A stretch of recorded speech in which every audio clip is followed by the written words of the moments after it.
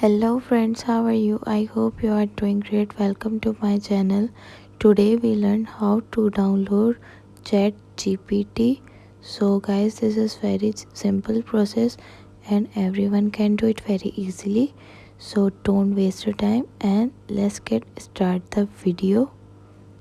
First we tap on App Store and tap on search bar and search Chat GPT and little bit scroll down and you can see GPT chat. I am installed in my mobile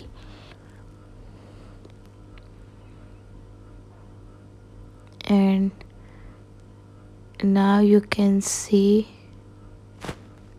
GPT chat installed and tap on GPT chat and tap on start and continue and you will purchase. So guys, I hope you like the video and this video is helpful for you.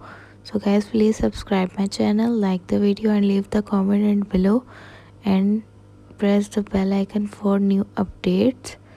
And thanks for watching. Take care. Bye bye.